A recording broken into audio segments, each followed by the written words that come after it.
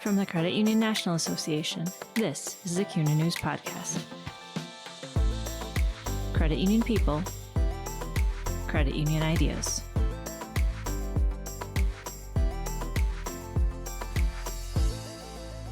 Welcome to the CUNA News Podcast. I'm Associate Editor Brock Fritz, and we're spending today's episode discussing leadership, creativity, longevity, the changing credit union business model, and the importance of turning ideas into action, all through the lens of a credit union coffee shop. Matt McCombs will join me for a wide-ranging discussion that starts with his credit union-filled childhood and ends with his latest forays as president and CEO of $1 billion asset Vibrant Credit Union in Moline, Illinois. Matt explains the credit union's path, including a unique idea in 2022 to start Vibrant Coffeehouse and Kitchen. I don't have a problem experimenting, he says, which is clear when he explains the concept behind the fully functioning coffeehouse that also serves as a credit union branding and growth platform. But let's hear it from the expert. Here's Matt explaining the coffee shop and the unique outlook of Vibrant Credit Union.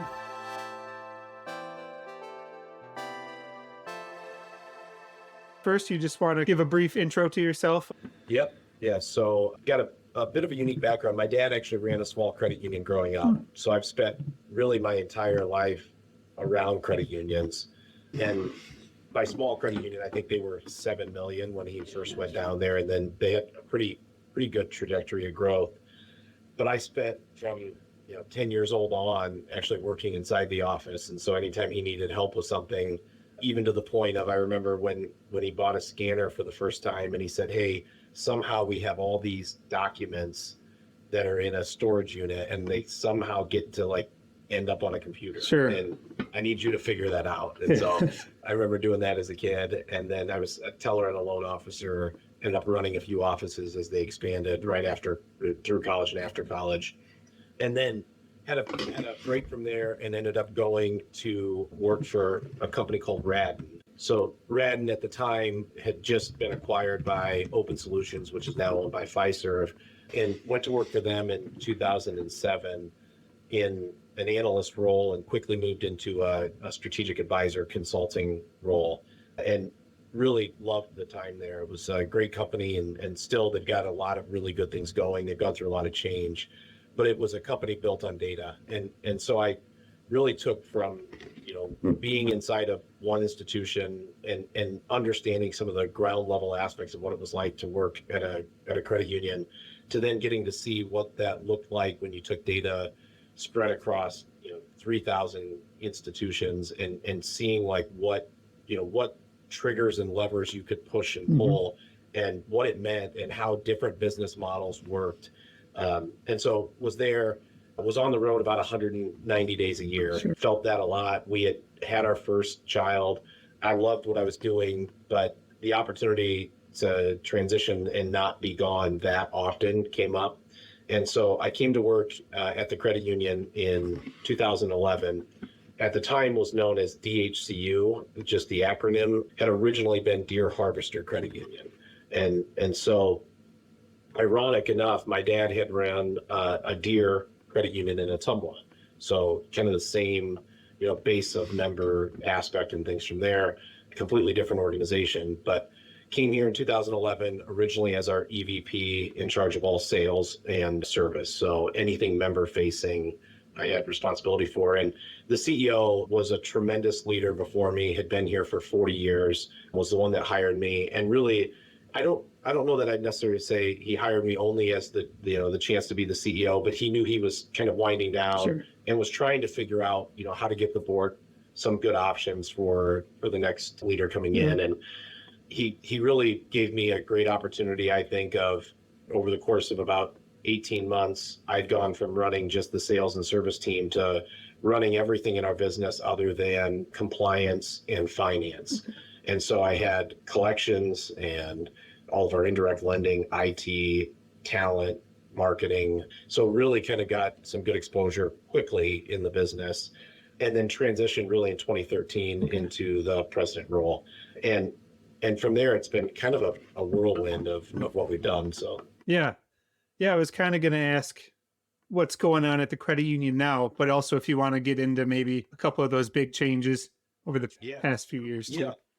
Yeah. So I'll go back in time and give you a little of the history of what we've done. So 2011, when I arrived, the credit union was actually not making any money and had been shrinking in members and assets. And I think a lot of that, you go back through 2007, 8, 9, 10 was a pretty challenging time in the industry. Ironically enough, in the market that we're in was not a challenging time. The main employers here really were John Deere, which the ag market was still really hot at that point, and the Arsenal, which made all the ammunition for the military, and we were in the middle of conflict, and so you still had a lot happening there. So economically, this market was pretty stable. By 2011, when I came in, one of the things I think that happened is this market really didn't make some big adjustments in the way they ran their business, which you saw, and I saw consulting from other banks and credit unions across the entire country. They had to kind of redevelop who they were coming out of 2007, 8, 9. And I think that we got caught on our heels a little bit. And so we saw that the way in which loan pricing had moved, the way in which the deposit market and margins were, we were really struggling. So I spent the first 2 years really just trying to drive excitement, energy, and growth. And so we did. I mean, we had kind of back-to-back years of 30, 40% loan growth. Everything was direct to the consumer. We were on the phone calling and driving a lot of business, which was great. When I'd been in about a year into the senior executive role, started to have some conversations with the team around, where do we need to go? And the thing that we had looked at is we were sitting on legacy technology. We had a lot of confusion in the market based on our name. So our name being the acronym DHCU, everyone in the town still thought it was Deere Harvester Credit Union. They thought you had to be part of John Deere to be a member. And John Deere they had pulled the license agreement from all Deere credit unions. So we actually couldn't do anything with Deere, but had that acronym. So we really decided we were going to go through kind of a 3-year process of let's enhance everything. So in 2015, we rebranded as Vibrant, went through a pretty big brand campaign of becoming Vibrant. 2016, we replaced every piece of technology we had in our organization, from our core system to our online banking, to every loan origination platform, to our accounting system, to our doc imaging platform. I mean, there wasn't a piece of software that we didn't go through and change in 16.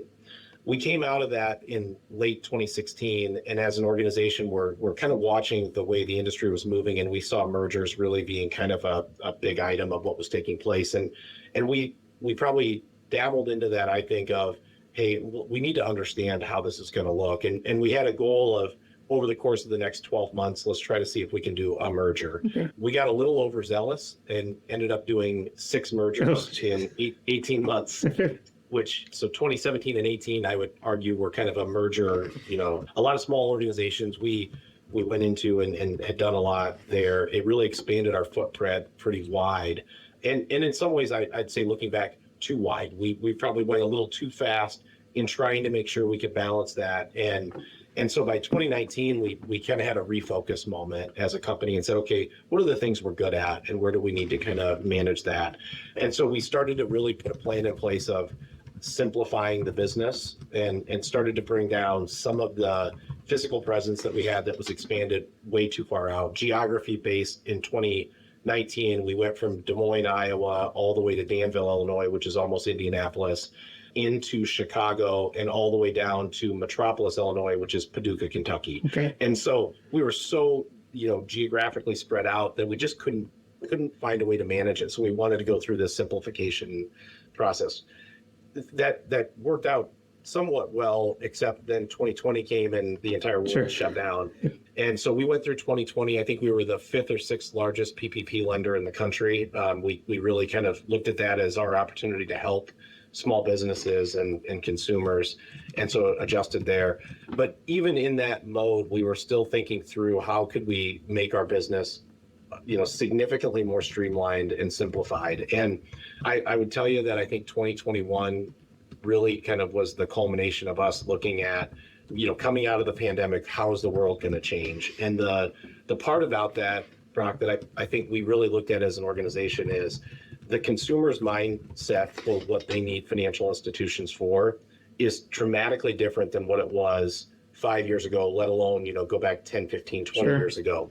And the point of that is we really started to believe that if you look at what community bank and credit unions business model has been, and I would use this as kind of the overall, not that there's not outliers underneath it, but our business model has ultimately been being kind of the great aggregator of consumers' business. Sure. And what I mean by that is banking was hard, and it was hard to have your services at multiple places, right? I had to physically write a check and mail it in. I would have to call or go and stop at a place to understand what my balance was, or to withdraw money, or to manage things, or to move money. And that was a challenging process. And community financials were really built upon, we were going to be relatively good, not great at anything, but relatively good at a lot of things. And we were going to make this process easier to aggregate your business together.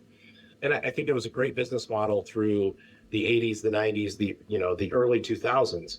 But what's changed, and I think accelerated obviously during the pandemic, is consumers need to have an aggregator in a business isn't necessary anymore. Yeah. And I think we're seeing that. Rocket Mortgage was probably the first one that cracked that, where they said, hit button, get mortgage. And all of a sudden they took over the market, share in a matter of 2 years. Consumers thought, hey, it's easy for me to go and just pay my bill online. I don't need to worry about where my mortgage is actually held.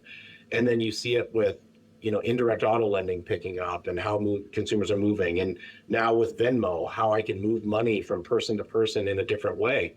And the reality is, right, consumers have moved to this as their aggregator. Yep. And we started to say, well, how do we play in that space as an organization when our value proposition has been in the past being, adequately good at providing services, but we needed you to do everything with us, yep. Right? Like, if I didn't get depth of wallet with you, the challenge in that would ultimately be, I'm only making a little bit of money in order to provide to the cooperative, right, from every little product. But if I start to lose the products that are maybe a little more profitable, my model starts to break. Sure. And as an industry, I think the model breaks when you look at it in a bigger way. And so we kind of took the concepts of this simpler model and this fragmentation of banking that's coming in, and said, how do we play in that space? And so the coffee shop ultimately was the first step of that, of if consumers no longer need a physical presence and they don't need a great aggregator, we needed to find a way to figure out, how do we get on the front end of a transaction instead of the back end of a transaction, right? And that was one of the challenges that we had in banking, is banking for a business model, we're the thing that comes with the product. We're not the thing you actually want. Right? Yep. No one wants an auto loan. No one wants a mortgage. No one really wants a checking account. They want a car or a house or the ability to buy things, right? You don't want to go and get a new checking account. And so we started looking at, how do we get on the front end of this transaction and build a relationship direct with the consumer, not with something that they have to have, but with something that they choose to have.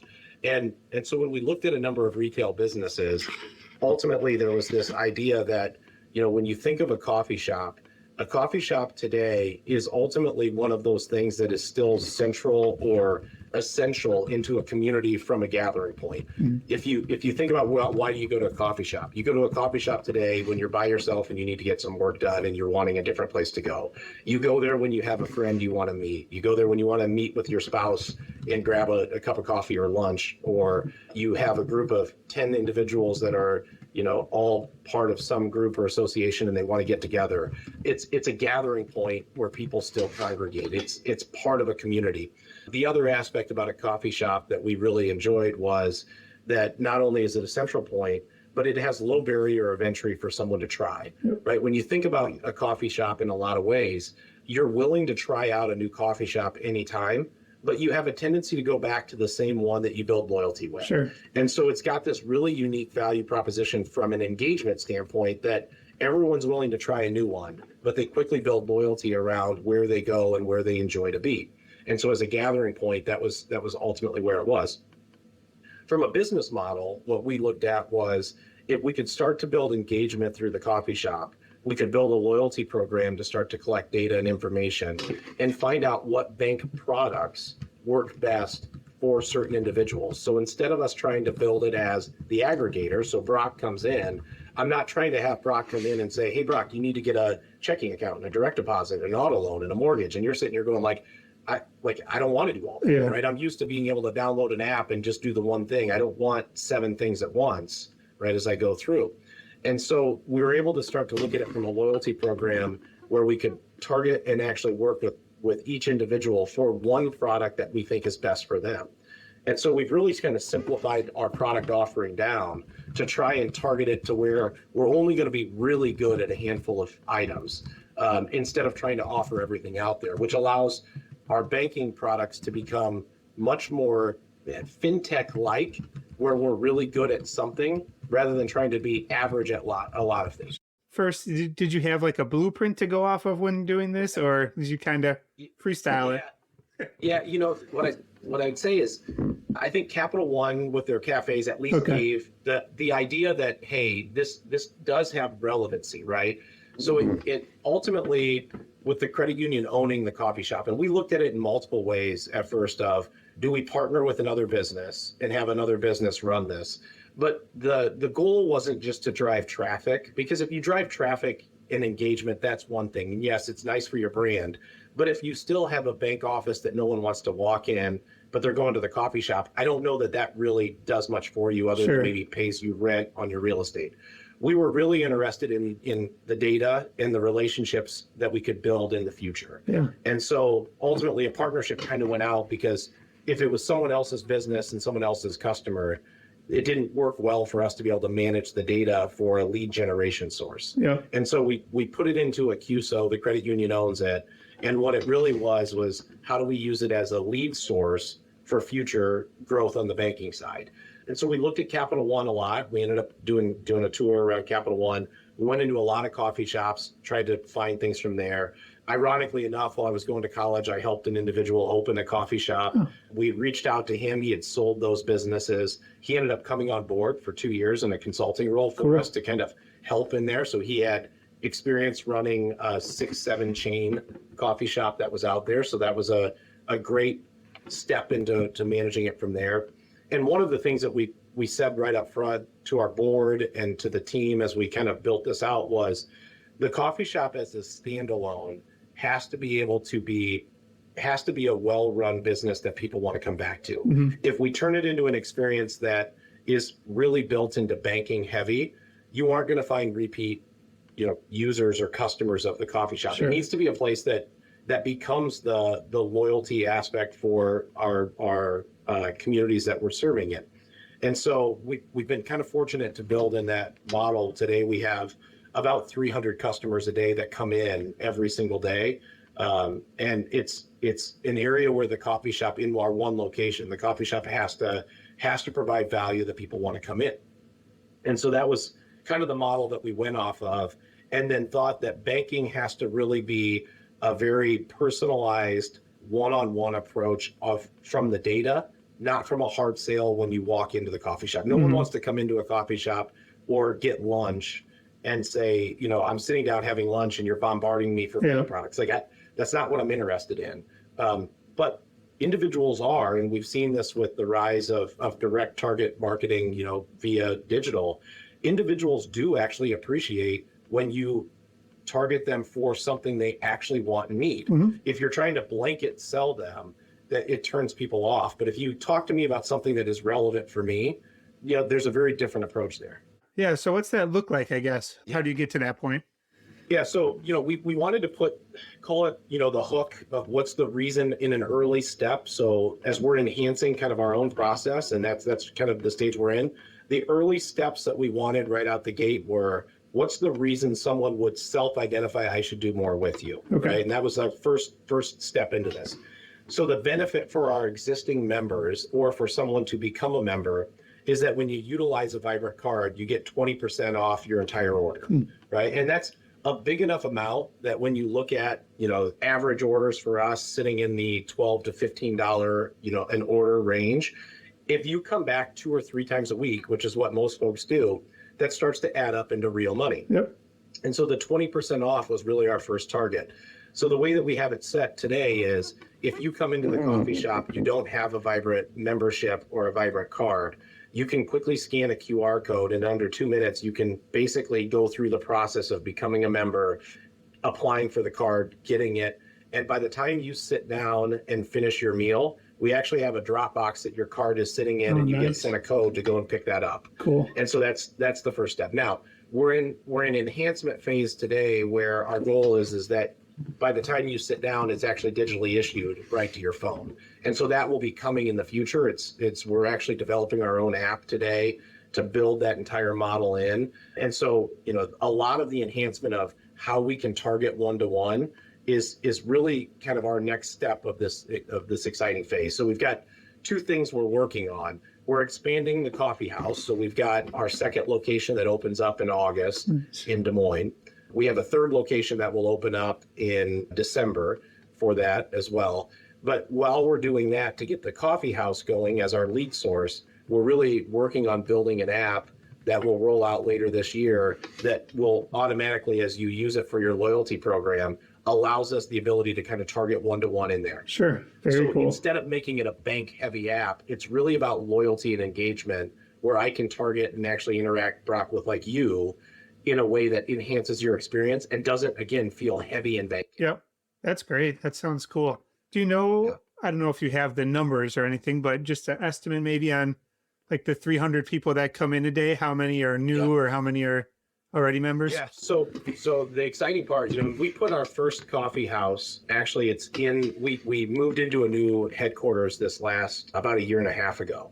And so our headquarters is a unique building. We were able to buy a Sam's Club that had closed and remodeled a Sam's Club into our corporate building, which is a pretty unique space to start with. And the coffee shop sits right off of the front of that. And so it's open to the public right there. We weren't quite sure. We thought it'd be probably about 50-50 or 60-40 members to non-members is where we really figured in our first location. It's actually been 2/3 non-members. Oh, wow. So almost 2/3 of the individuals that come into the coffee shop are not an existing member of Vibrant. And so when you think of it from a lead source, it really is a pretty exciting aspect. And even in our kind of manual process today of how you can apply for an account, and then we use the Dropbox, we're opening about 10 new accounts a week that come from that process, which is, a pretty good first step. I guess, it's all about creating a feel and stuff probably too. What do you go for in there? What do you try to get across about the brand? Yeah. So it really is about engagement, right? And I think it was ironic. I was in a meeting yesterday in the coffee house with a marketing consultant we had used years ago and was just traveling through. And what he told me right away is, I've been sitting here watching, and people watching here is fascinating because somehow you've built a brand that is inclusive enough that you get 15-year-olds that are walking through here in a pack, right, talking and laughing and having fun and interacting. And you can contrast that with, a group of 70-year-olds that are having kind of their coffee clutch. Yeah. So what I would say is the brand that we've been trying to go for is very much one that has, energy and excitement, but it creates a space, and we've built it in a way, and in the future ones are still built this way. It creates a space that it's comfortable, that if you're coming in and you've got headphones on and you're working, you don't feel pressured like you have to leave. But if you wanted to come in and meet with 10 or 12 individuals and laugh and joke and get together, that works as well. So if you would mix, in my mind, the Panera like food options with what Starbucks used to have before they went to a lot of their mini stores, it kind of creates that environment overall. Cool. So we sell as much food as we do drinks. Oh, nice. Just classic breakfast options or? Yeah, nope. It's soup, salad, sandwiches. Oh, okay. Lunch is by far our busiest time. Nice. And so we sell by far the vast majority of our time is between about 10:30 and 2 o'clock is when we have our biggest kind of peak volume. Okay. So I was just thinking about the different things you had to add with people to cook that food, and I think you brew your own coffee. And we do, we roast all of our own coffees. Very cool. We do all of that here at our existing building. So we've got a big commercial coffee roaster. We go through, in our one location, we go through about 800 to 900 pounds of coffee a month. Wow. Is how much coffee we go through in our one location. So we have a individual who is about 60% dedicated to coffee roasting today. When the second location opens, we'll become 100% dedicated to coffee roasting. We're in the middle of developing our own flavors. So we're kind of going through the flavoring process. We source all of our beans, and then we roast everything here. We have our own mixes and blends that we already utilize. And a lot of that is, the coffee business is not quite even a year old for us. So we're still, continually learning and developing and tweaking the menu where we need to. But it's been really fun to kind of watch the excitement towards that in such a short period of time. That is. And then merch, right? You've added that too? Yeah, so we have a merchandise section of the coffee house. Ironically enough, we sell about $5,000 a month of merchandise to the public. So out of our one location that's there. So, go back to what in the very beginning, when we think about, in our mind, this fragmentation of banking, right? And that it's no longer the aggregation, it's very much the lines of business. And I think in any aspect of that, brand becomes more and more critical, right? And how do you create a brand that gives you the opportunity to be successful and then helps reinforce that opportunity over time? And so the idea that we're able to, create a spot that not only do people come back in for coffee or for food or for energy drinks, but they actually are coming in to buy merchandise is a pretty exciting thing. Yeah, that's got to be pretty unique. I'm assuming your merch numbers were much lower before the coffee house. So Yeah, we really didn't sell anything publicly before that. Our employees have always been pretty big users of our merchandise. I mean, we go through a lot to our employees. It's just been kind of the brand and excitement of what we have. But it's picked up steam pretty heavily here with what's obviously pretty darn new still. Has anyone reached out to you about doing something similar? Or I've had a handful of credit unions that have showed up to kind of look at it. Not that I think people are trying to mimic it. And by all means, one of the things I would say with us for the years that I've been here, we've always been kind of an open book. Then that probably goes back to my consulting days of, I don't think that anything has to do with the idea. I think it has to do with execution. And so we're always willing to show what we do, what works, what doesn't work. I think that's a healthy part of our industry. And I love that about credit unions. What I've been probably more vocal on over the course of the last year to my colleagues in the industry or to anyone out there is, I think that the model that we're running is showing signs of distress, and I don't know that that's going to change. Which means you don't have to go and build a coffee shop or build something in that space, but you do have to figure out where your niche is. You do have to figure out what are those things that are going to differentiate you from elsewhere. And arguably, I think the real hard look for most credit unions, and I would contend this for community bankers as well, that if you go back to like the Pepsi challenge, right, of credit unions out there, if you took the name off and the brand off and the colors off of most of the advertisement of what you do, is anyone going to really know the difference between you and most of the other banks or credit unions in the market? And arguably, I think the hard answer is no, right? And so it's not that people should reinvent themselves all the way through, but I do think they have to look at, why would someone choose us? And the model that, credit unions always lived on was our service, right? We're good people delivering that. And the challenge in the data today is, and accelerated through the pandemic, consumers' preference today has already moved to big banks, and they've shown that. And a lot of it has to do with the ease of technology. It's not that they're looking to big banks as their PFI. They're looking at it because they can quickly and easily handle the one or two things that they want. So when you get those ideas, what kind of drives you to actually take them to that next level, you think? That's probably a trait I've always had in general, is I don't have a problem experimenting. And I think the hardest part in that, Brock, in a lot of ways, is leaders in general tend to get punished for experimentation, not rewarded, unless it works. Right. But the thing about ideation and actually implementing ideas is that a lot of them are going to work. Right. This is a lot like baseball. Right. And if you're batting, 400, you're definitely going to the Hall of Fame. Right. And at the end of the day, from an ideation standpoint, a lot of things don't work. So, one of the traits that I just have always had is I tend to think through things out loud. And so it becomes really important for me to have really good, talented people around, because I will throw ideas out pretty frequently and often. and I use it as a spot to be able to start to shape those. And so even when you think about the coffee shop today, when the coffee shop for us is very much in the early phase, right? So we spent, 18 months before we ever launched it, really working through a lot of thoughts and ideas with it. We spent the first year kind of refining it, but we'll still spend the next 2 or 3 years tweaking and modifying and going through that. And it's just a part of, we don't look for perfection right away. We actually look for action. And if we can put action in motion, we're okay with the things that need to adjust. Sure. Now, the challenge in it is, when you do things different and new, you open yourself up for criticism. Yeah. And I think that's the hard part that we have as an industry and as leaders. We get really nervous about criticism, right? And I think that's the challenge that we're going to have in when our business model is under duress.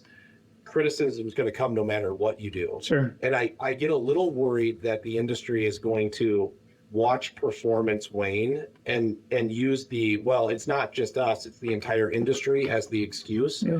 And instead of going, gosh, what are we going to do about it? Yeah. Right? Because at the end of the day, I believe that, any CEO's responsibility is to the longevity of the business, right? My role ultimately is to make sure that Vibrant is successful into the future, right? Not just today. And that means everything I have to think about and do as an organization is about how do we build to the collective good of the company, the community we serve, the members we serve, and to the charter in the long run. Yeah, you mentioned criticism. I'm just kind of curious, were employees confused by why the coffee shop, or did you have to kind of explain the model to them? Yeah, in the beginning, I think as we were talking out loud about it and really going through kind of the thought, we've probably built a culture where our employee base recognizes that, hey, we're going to look at things a little bit different. And when you go through explaining the idea that if it just using a little bit of simple data and then in some ways some common sense, right, is as an industry and as an organization, the last 10 years, we've watched branch transaction volume fall, right? And over the last 2 or 3 years, exceptionally fall, right, as we went through it. And ironically enough, 2020 ultimately led to probably the biggest holdouts on some of that digital transformation of the member base, actually being the ones that have embraced it the most. In some ways, that was because it would be what would have been considered the most vulnerable through the pandemic, right?